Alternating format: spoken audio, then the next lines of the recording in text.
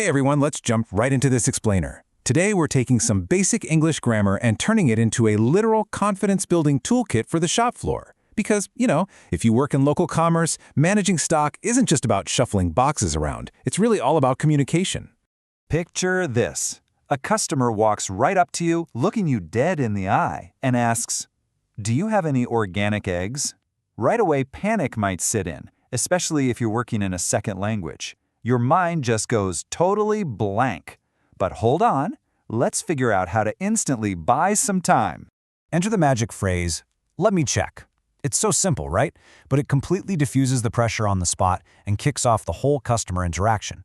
You don't need to have the answer memorized the very second they ask. You just need to know how to politely start the search. So starting off with part 1, the customer's question, and checking availability. When a shopper comes at you with a "do you have" or "is there," your ultimate safety zone is the back room or the warehouse. That's the physical space where all the extra stock lives, safely tucked away from the main floor, and it's exactly where you're heading to track down that answer. Moving on to part 2, delivering good news and confirming stock. Okay, so let's say you actually found the item. Great news. Listen to the present simple tense here. Yes, we have it. We have some in stock, or it's on the shelf. Since availability is a rock-solid fact in that exact moment, these short, punchy, present tense sentences are your absolute best friends.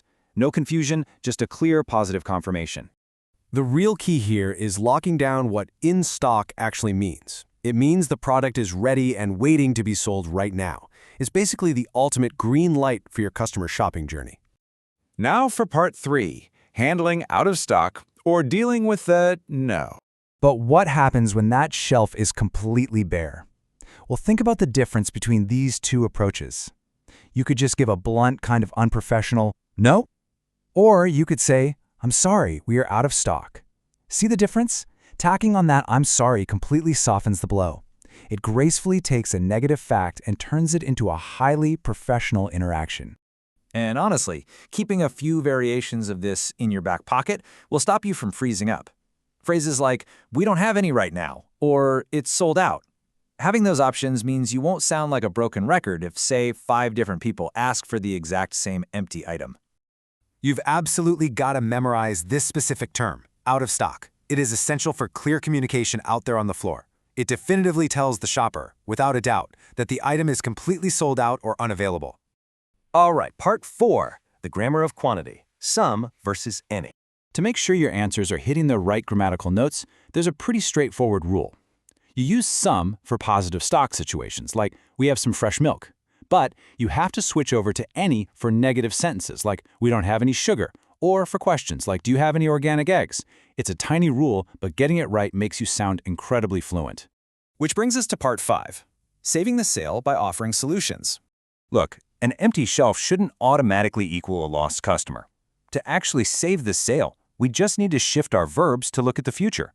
Think about the difference between using the modal verb can for possibilities versus will for promises. By tweaking your grammar to focus on future possibilities, you keep the shopper engaged instead of just watching them walk out the door disappointed. Here's what that actually sounds like in the real world. You can toss out future solutions like "I can order it for you," or "it will arrive on Tuesday, we will have more tomorrow," or even "would you like to reserve one?" Offering to place an order or set something aside turns a potentially frustrating moment into a total win for customer service. To pull this off smoothly, you really need to nail down 2 terms, delivery and an order. You are going to use these constantly. A delivery is the actual physical drop-off of the goods, whereas an order is your proactive request to get that specific item back into the shop. And here is a real game changer. Listen to how seamlessly you can pivot from an apology right into offering an alternative. Step 1, you own the reality. "We don't have the blue one." Step 2, you pivot using the word "but." Like, "but we have the green one, it's very similar." Boom! Fast, polite, and it keeps the shopper browsing. Let's do a quick mental exercise to really lock this all in.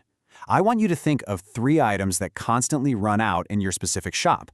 Pick something like bread and practice saying aloud, "I'm sorry, we are out of bread, but we will have more tomorrow morning." Getting that repetition down? That's what makes the language totally automatic when you're under pressure. So, as we wrap up this explainer, I want to leave you with a question to chew on. What runs out in your shop? And exactly how are you going to save that sale tomorrow?